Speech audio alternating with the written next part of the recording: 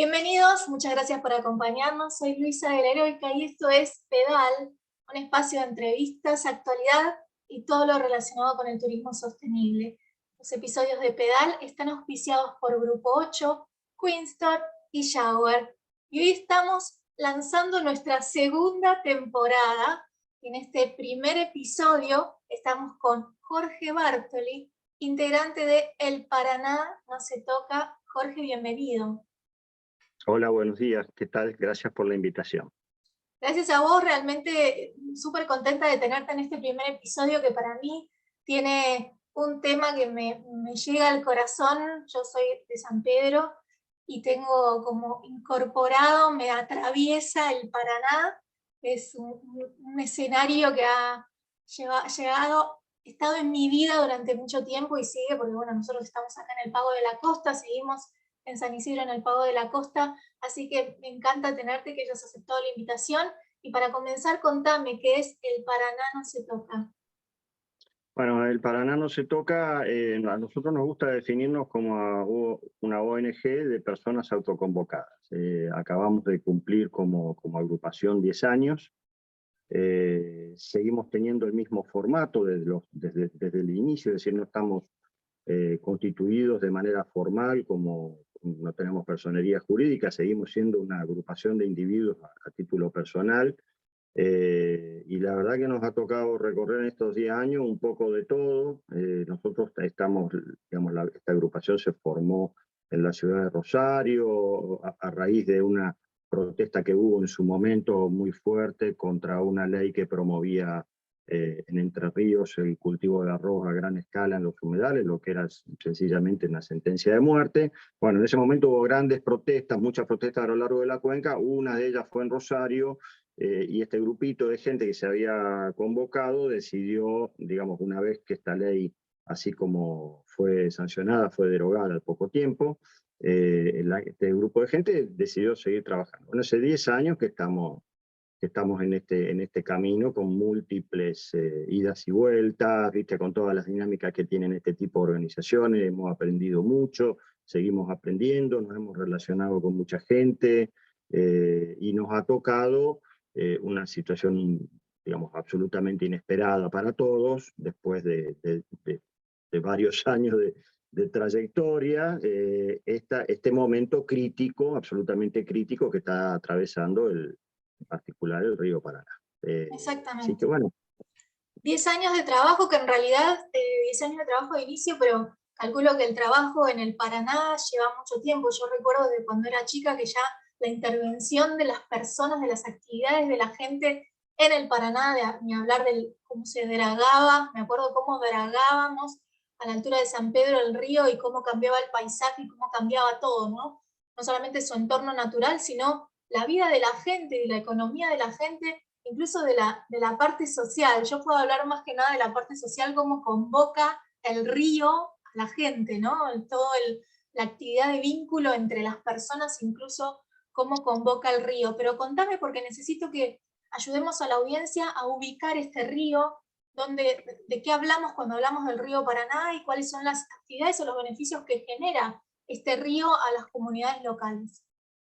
Bueno, el río Paraná y todo el sistema de humedales asociados, sobre todo al extremo sur del río, en su último tramo, es uno de los ríos más caudalosos del mundo. Tiene una enorme cuenca que abarca muchos países, digamos, en las aguas del río Paraná. El río nace en Brasil, pero tiene afluentes muy importantes como el río Paraguay, digamos, tiene un caudal de aproximadamente entre 15.000 y 17.000 metros cúbicos por segundo cuando el río está en alturas normales. Hay algunos datos, mira, muy importantes. Se estima que aproximadamente el río Paraná abastece de agua dulce, es decir, el río Paraná y los acuíferos asociados abastecen de agua dulce aproximadamente a 40 millones de personas en diferentes países.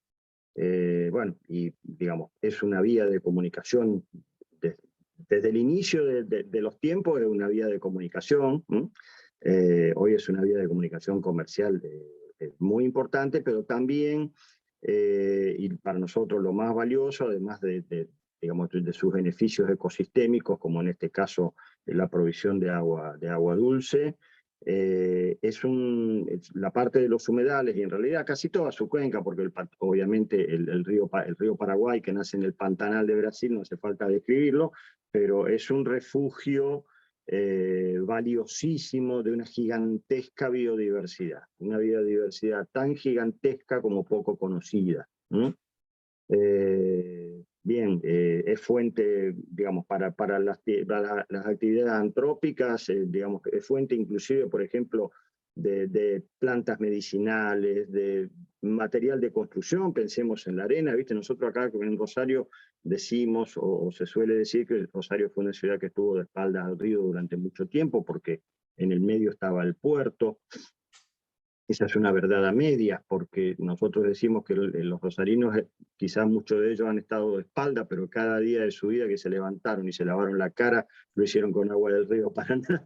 Entonces es una verdad relativa, ¿no? Digamos, todas las construcciones, todas las casas digamos, que hoy están a lo largo de la cuenca, digamos, si yo estiro la mano y toco la pared del lugar donde estoy, esa pared está construida con arena del río Paraná. Así que, bueno, y después, digamos, toda la historia, algo te había dicho antes, es un río que tiene una historia riquísima. Bueno, entonces, podemos estar describiendo esto durante mucho tiempo.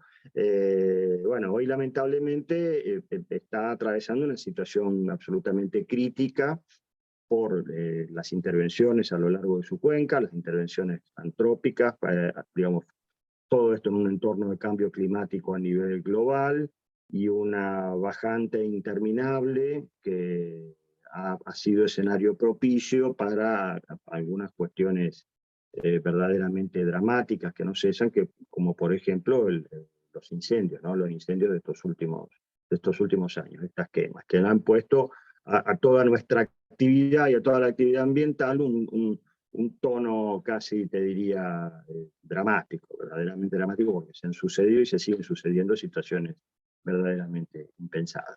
Exactamente. La agenda de los medios ahora ha visibilizado estas tragedias de las bajantes tan extremas que hemos tenido y también los incendios. Pero ayúdame a vincular, bueno, la bajante se vincula rápidamente y uno entiende absolutamente desde un lugar donde no tenemos ni idea de lo que es el río Paraná, ¿no? Lo de las bajantes uno puede entender, ¿no? Pero ¿cómo se vincula también los incendios? Contame por qué está en riesgo el Paraná con las actividades antrópicas, qué es lo que lo pone en riesgo, y vinculame también los incendios, por favor, con cómo afectan los incendios o cómo se vinculan los incendios con la vida, el ecosistema y el fluir normal del río Paraná. Bueno, a ver, el tema vos sabés que las bajantes del río, los ciclos de creciente y bajante, forman parte de su ciclo natural, ¿no es cierto? Lo que está ocurriendo ahora, precisamente en estos últimos meses, en estos últimos 2 años ya largos, ya nadie atribuye este escenario de bajante a un ciclo estrictamente natural. ¿Por qué? Te decía antes, lo inscribimos en un marco de un cambio climático global. El Instituto Nacional del Agua, por ejemplo, referencia como antecedente histórico una gran bajante del año 1944. Nosotros decimos que eso solamente sirve como dato a los fines anecdóticos, porque la realidad de la cuenca del río Paraná no tiene absolutamente nada que ver con lo que sucedía en el año 1944 y en bajantes registradas en años anteriores. ¿A qué nos referimos? Primero, toda la cuenca ha sido sometida a un enorme y monumental proceso de deforestación, lo cual viene a alterar profundamente los ciclos naturales del agua y del uso del suelo. Y por otra parte, en la parte, digamos, de la cuenca alta, está fuertísimamente intervenida por una enorme cantidad de represas. Cuando nosotros hablamos de represas, primero pensamos en Yacyretá, que es una represa argentino-paraguaya, que ya sabemos, digamos, las alteraciones que ha provocado al ciclo natural del río, por ejemplo, a la afectación de la ictiofauna, es decir, a la vida de los peces.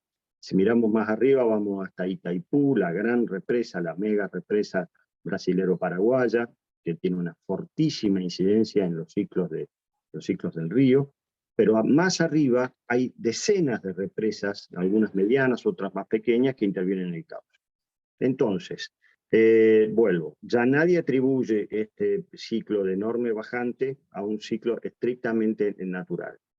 ¿Qué hace falta para que esto se revierta? Bueno, una monumental cantidad de agua, de lluvia. Obviamente, ¿qué podemos esperar? Que llueva, no podemos hacer otra cosa.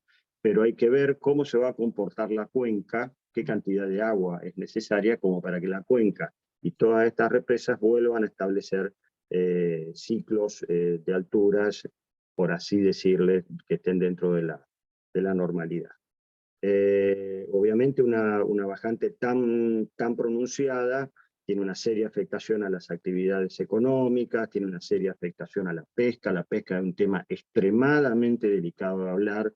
¿Por qué? Porque involucra a miles de familias pobres en estado de vulnerabilidad que viven de un recurso diario vinculado a la fauna histícola y a la enorme cantidad de peces que pueblan el río Paraná, que obviamente están en una situación verdaderamente crítica porque muchas de estas especies, en particular, por ejemplo, tenemos como caso el sábalo, cumplen su ciclo reproductivo en el interior del humedal. Hoy el humedal, es decir, ese extensísimo territorio de islas surcado por arroyos de distinto tamaño, por bañados, lagunas, eso no existe. El principal actor del humedal es el agua, y hoy el agua no está. Hoy el humedal está seco desde hace aproximadamente 2 años ya largos, y este momento en particular en que estamos hablando es el momento más crítico, donde nosotros encontramos menos agua en el interior del humedal. Vamos a abordar el tema de los incendios. Ustedes saben que cuando se producen incendios en el territorio humedal, todos estos cursos de agua que yo te mencionaba antes, arroyo, bañado, estero, actúan como cortafuegos, y generalmente los incendios tienen extensiones limitadas. Hoy esto no ocurre. Estamos atravesando la crisis, ojalá esté finalizando la crisis de incendios de la provincia de Corrientes, donde se habla de que se ha quemado 1 millón de hectáreas. Bueno, en la cuenca baja, en el delta del río Paraná, esto ha sucedido así a lo largo de los últimos 2 años y no tiene visos de terminar. Ya se llevan quemadas por lo menos otro 1 millón de hectáreas en el territorio de humedal. La gran pregunta que todos nos hacemos, todo el mundo nos hace, es ¿quién quema las islas? Bueno, al día de hoy, nosotros, podemos decir lo siguiente. Hay una tormenta judicial desatada relacionada con los incendios de las islas, ya desde hace 2 años. Hace poquitas horas estuvimos en una reunión con abogados de la Municipalidad de Rosario que tienen interpuestas demandas, etcétera, etcétera. En 2 años y pico de incendios, no hay al momento persona alguna detenida, procesada. Prácticamente hay muy pocos avances en la causa judicial que nos pueda llegar a explicar quiénes son los autores de los incendios, que obviamente son intencionales.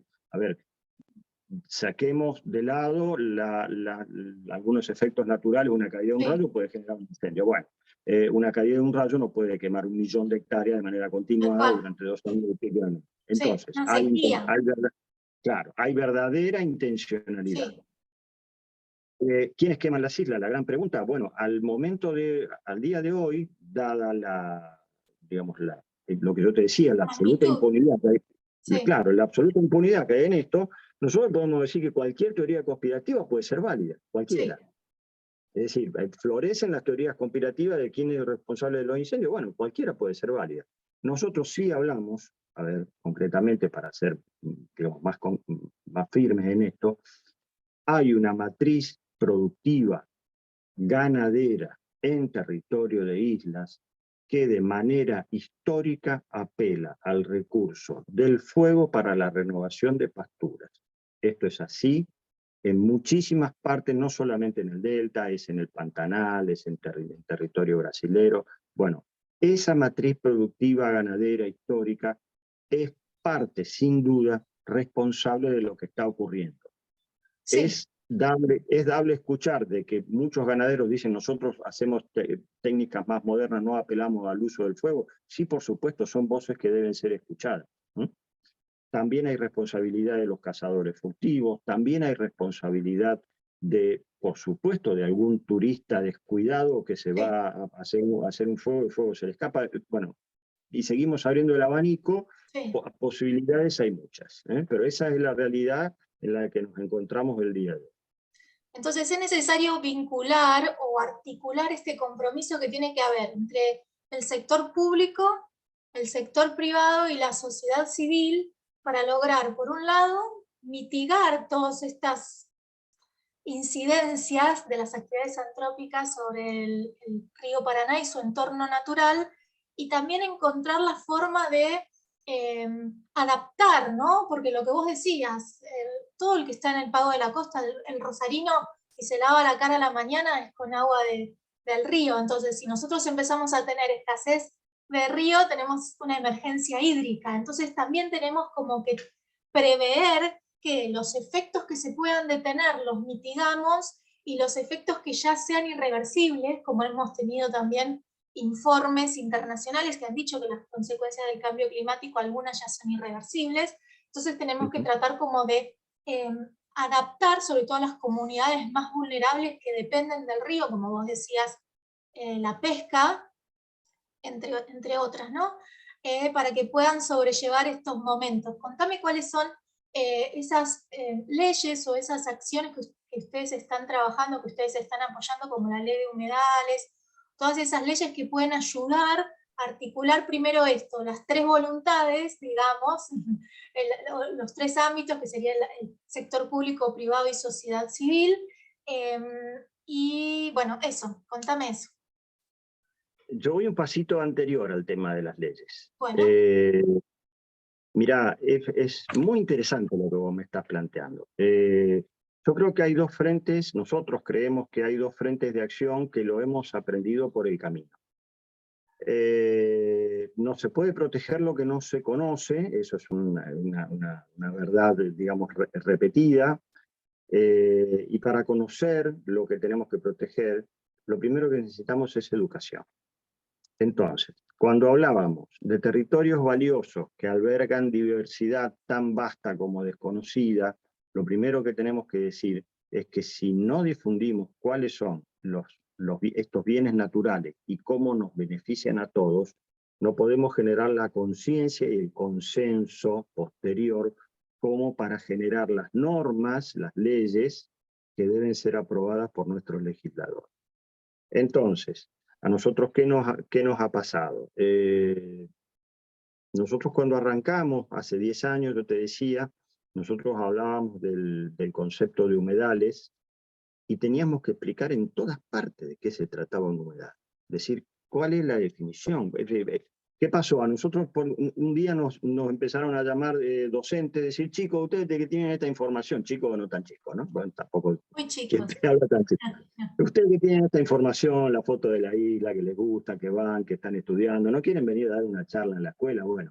Ese fue el punto inicial para una de las actividades que a nosotros más nos gratifican y que hemos hecho sin cesar a lo largo de los últimos 10 años, que son las actividades educativas. A todo nivel donde hemos podido ir, en escuelas, digamos, primarias, secundarias, institutos terciarios, agrupaciones de todo tipo, clases públicas, bueno, esa es una actividad básica para nosotros.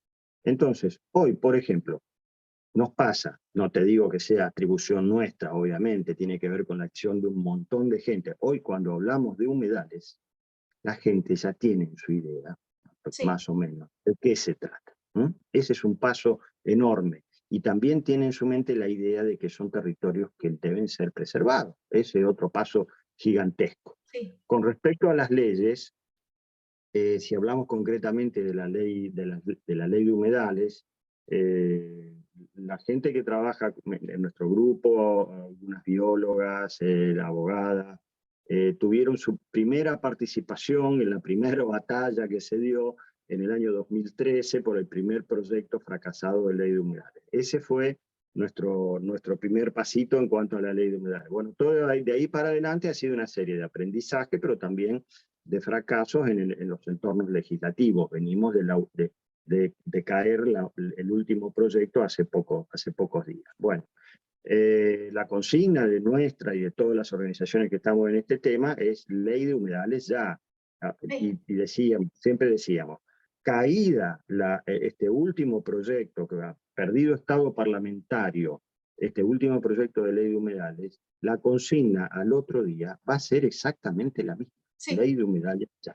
Sabemos claramente de que una ley de humedales, por per se, una ley no resuelve absolutamente nada, prácticamente nada, porque después tiene que haber adaptación. En la ley de presupuestos mínimos, las provincias deben adaptar sus legislaciones, hay que capacitar a la justicia, digamos, hablamos de la capacitación de quienes deben aplicar estas leyes.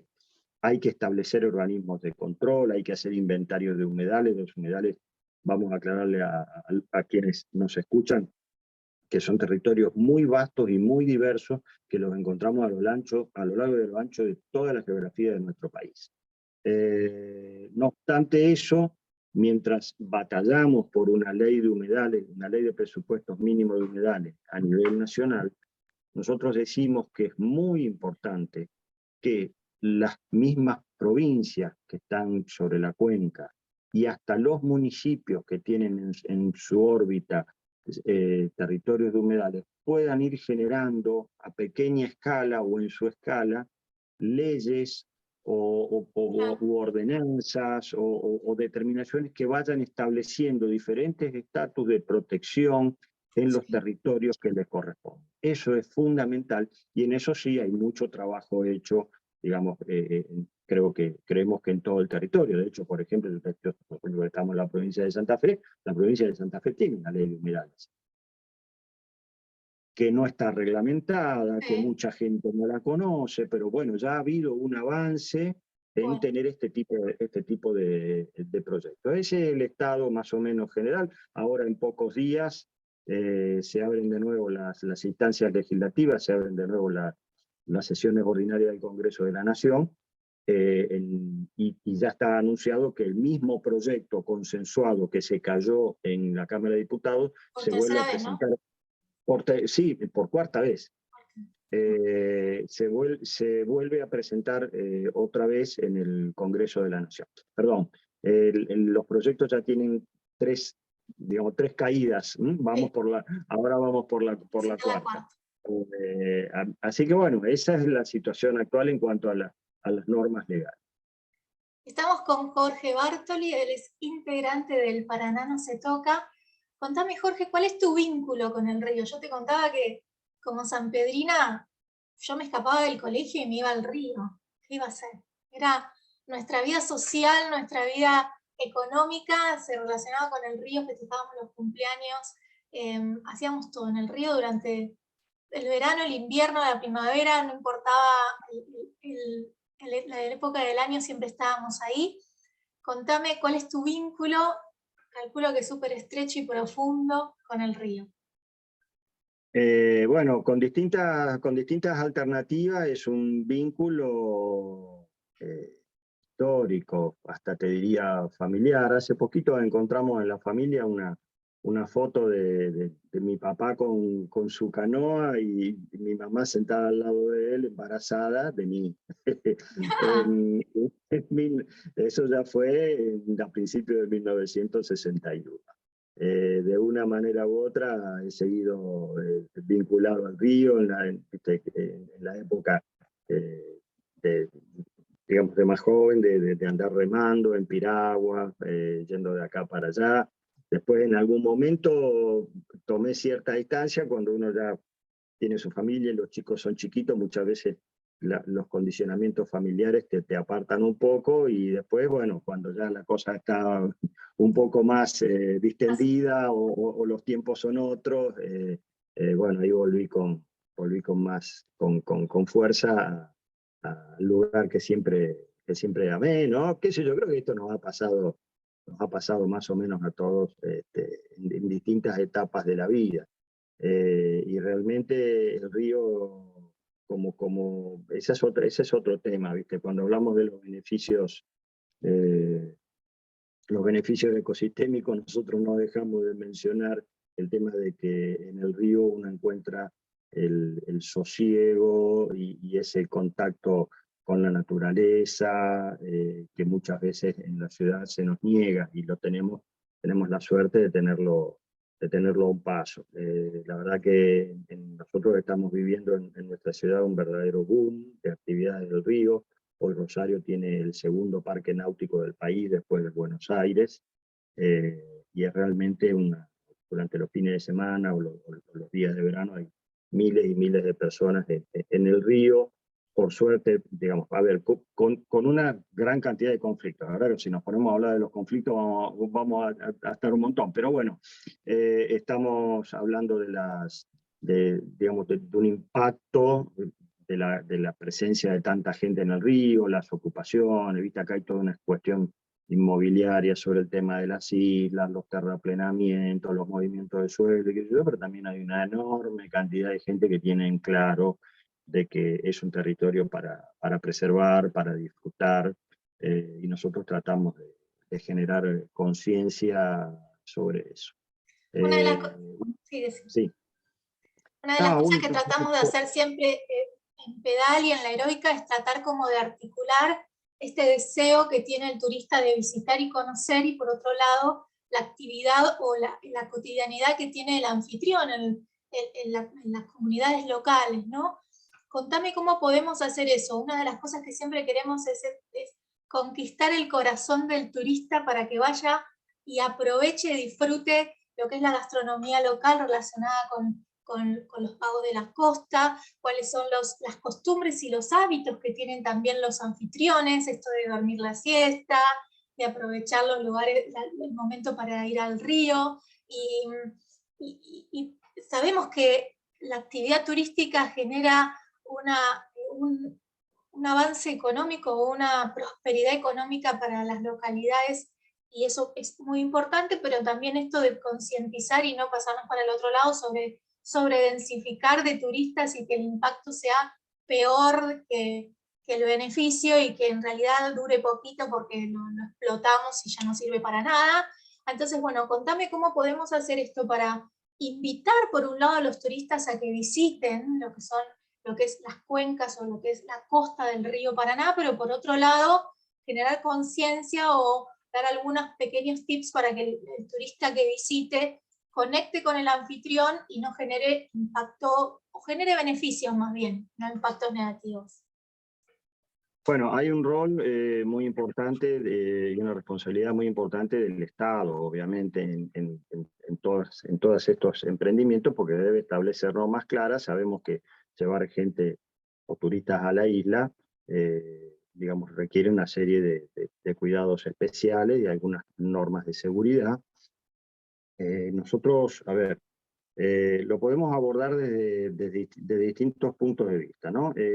Hay que facilitarle, es decir, el turista que no está habituado a este tipo de experiencias, cuando uno le plantea una cuestión demasiado aventurera y le genera incomodidades. Mirá, sí, podés ir a tomar la lancha acá a 10 kilómetros, pero no, antes tenés que hablar a ver si están saliendo o no están saliendo. Bueno, hay que tratar de facilitarle todas esas cuestiones, y por eso te digo que a veces el rol del Estado en establecer algunas cuestiones formales, ayudando a los emprendimientos turísticos, es importante.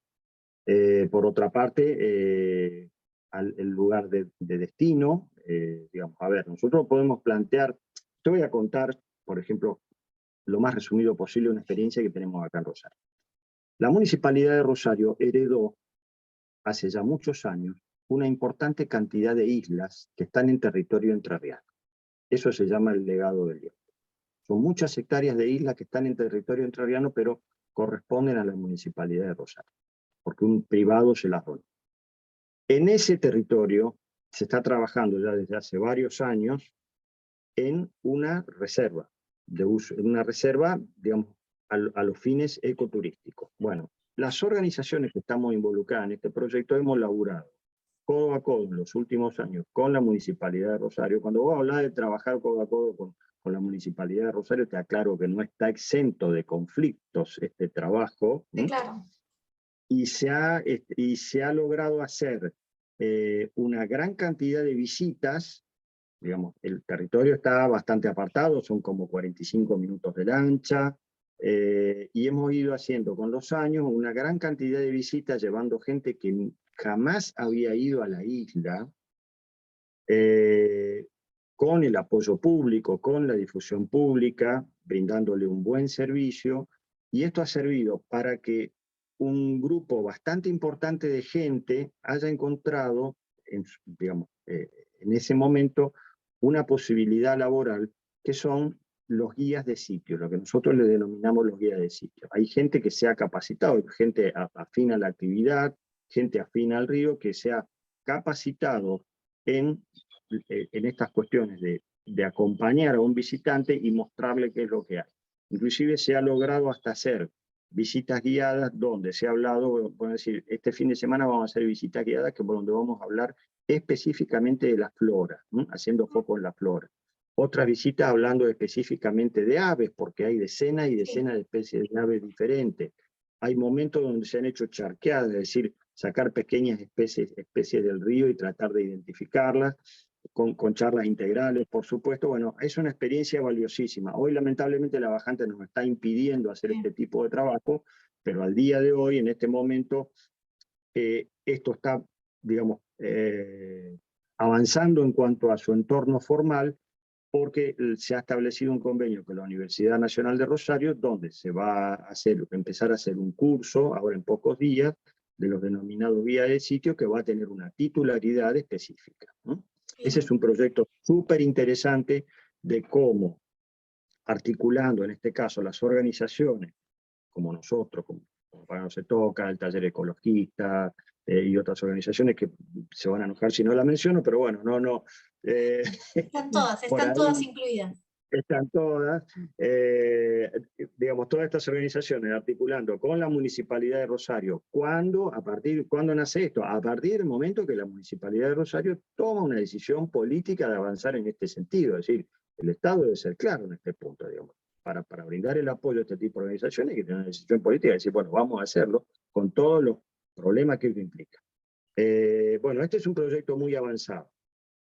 Muy interesante. El tema de lo que vos mencionás de la gastronomía, nosotros tenemos enfrente a Rosario, en la isla que está exactamente enfrente a Rosario, tenemos una gran cantidad de los denominados paradores, que brindan un buen servicio de gastronomía, un lugar de esparcimiento, donde la gente puede ir a pasar el día y donde van miles de personas, y donde se ha establecido un servicio de los denominados lanchas taxi, donde mucha gente, inclusive yo conozco personalmente gente, por ejemplo, de la costa, pescadores, que hoy se dedican a trasladar gente en lanchas taxi. Bien. Te puedo asegurar que la cantidad de gente que va a la isla los fines de semana es impresionante, Bellísimo. con algunos límites. ¿El problema cuándo empieza? El problema empieza cuando en estos paradores a algunos se le ocurre hacer una fiesta electrónica con Claro. música de elevado volumen, No tiene nada que ver.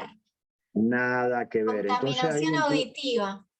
exactamente. Bueno, entonces ahí empieza el conflicto con los paradores, y sobre todo, por ejemplo, porque, a ver, empieza en el humedal tener las cuestiones territoriales. Quizá ustedes en San Pedro de una manera u otra lo vivan. Nosotros estamos en la costa santafesina, la costa de Rosario, pero la isla que tenemos enfrente es entrerriana. Entonces, las discusiones y quienes otorgan a veces los permisos para determinadas actividades es la Municipalidad de Victoria. Entonces es un tema complejo, ¿no? Sí. Bueno, acá convivimos con una enorme cantidad de paradores, donde es fuente de trabajo para muchísima gente, para la gente que los abastece, sí, para la gente que trabaja en ello, para la gente que hace los traslados en lancha, donde te decía que mucha gente de la costa se dedica a hacer traslado en lancha. Por supuesto, también siempre hay alguno que hace los traslados en lancha de manera clandestina, ese es otro tema delicado También, que delicadísimo. tiene que controlar prefectura por las cuestiones de seguridad, etcétera. Pero bueno, ahí hay una relación directa. Y la gran mayoría de los paradores son absolutamente conscientes de que ellos están llevando a su público a un entorno natural que debe ser disfrutado, pero también preservado. Entonces, en ese punto, digamos, lo que está ocurriendo acá en Rosario con las actividades en las islas y con las actividades turísticas, es verdaderamente un boom. Bienvenido a la hora de difundir, digamos, estas posibilidades, lo que es una fuente de trabajo, pero obviamente no está exento de conflicto cuando la cosa se va de mano. Y te cuento brevemente, digamos, acá recién te decía que todas las islas que están enfrente de Rosario pertenecen a la provincia de Entre Ríos, pero hay una en particular que está muy cerquita de Rosario que pertenece a la provincia de Santa Fe. Es tierra fiscal, está concedida en comodatos a dos municipios, a la municipalidad de Granadero Baigorria y a la municipalidad de Capitán Bermúdez. Y ahí sí, las organizaciones hemos tenido un rol muy importante en los últimos 2 años digamos, en la medida que hemos visto agresiones a este territorio, ocupaciones ilegales, desmonte, caza furtiva, digamos, todo este desmaneje, ahí sí hemos hecho las denuncias públicas, por suerte, digamos, tenemos, contamos con un aliado, todos contamos con un aliado importante, que a veces no lo imaginábamos, que es un enorme sector del periodismo que está ayudando a difundir todas estas cuestiones. Enorme.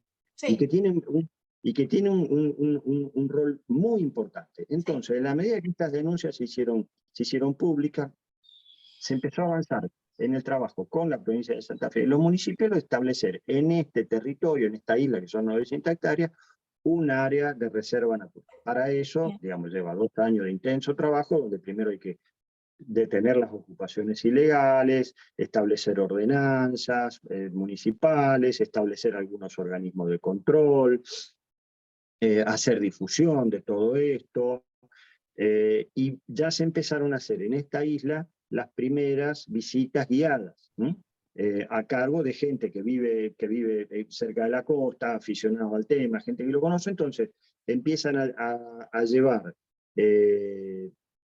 en traslados seguros a gente que va, pero obviamente mucha gente va a pasar el día en la costa de la isla, hacer un asadito, disfrutar del río, pero ya se están empezando a hacer las primeras visitas guiadas al interior de la isla, a hacer reconocimientos de flora y fauna, como visitas educativas, y la Municipalidad de Granadero Baigorria en particular ya empezó a llevar a algunos chicos, chicos digamos, de las escuelas de la localidad, lo cual es una gran noticia, a pesar de que, insisto, no está exento de conflicto. Vos sabés que estos, digamos, son trabajos muy, a veces intensos, y a veces te desgasta, por las morosidades de las administraciones públicas, por los vericuetos, ¿viste? Empiezan a aparecer algunas cuestiones político-partidarias siempre en el camino, pero bueno, lo importante en esto es no perder el objetivo. Así que, bueno, esa es otra experiencia muy interesante que creo que valía la pena contarle, de lo que ocurre en nuestra zona. Y bueno, y por ejemplo, que en Rosario hay lugares, digamos, gastronómicos, parrillas, comedores, que están obviamente vinculados a la fauna del río, parrillas de pescado, comedores de pescado. Algunos son muy famosos, otros son más chicos. Esto es muy típico, por ejemplo, en la localidad de Victoria, en Entre Ríos, donde uno de los, por ejemplo, nosotros estamos vinculados con Victoria a través de la traza vial Rosario Victoria, que son 60 kilómetros de ruta que atraviesan el humedal. Una de las salidas típicas de los rosarinos es ir a comer pescado de Victoria, por ejemplo. Y eso es una cadena de valor, eso le agrega una enorme cadena de valor al circuito comercial del pescado, porque no es lo mismo capturar peces para el pescador, no es lo mismo capturar peces y regalárselo a un frigorífico que lo va a exportar, quedárselo con un mayor valor agregado, las piezas de mayor porte, a un Comenzar. restaurante. La cadena de valor es absolutamente otra. Ay, Dios mío, qué rico se me hace agua la boca, Jorge, no puedo más. Por Me otra voy parte, ya.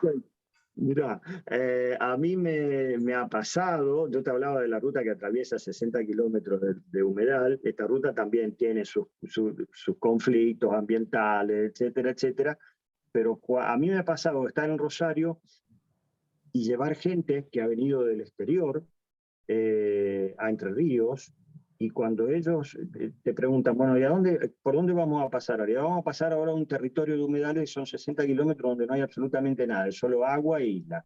Y no te lo pueden creer. Y cuando vos atravesás esos 60 kilómetros y la gente conoce eso, o ve en alguna laguna, por ejemplo, Sirupé, o ve las aves, o los típicos pescadores artesanales, te digo, realmente he llevado gente que ha salido verdaderamente sorprendida y maravillada de qué se trata esto, lo cual nos retroalimenta nuestra propia responsabilidad de darnos cuenta de qué es lo que tenemos entre manos, que es un verdadero tesoro natural.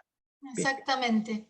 Disfrutar de la gastronomía, cuidar y comprometerse con los humedales y sobre todo fomentar la convivencia. Creo que esos son los puntos que tenemos que rescatar. Jorge, te agradezco muchísimo que nos hayas acompañado.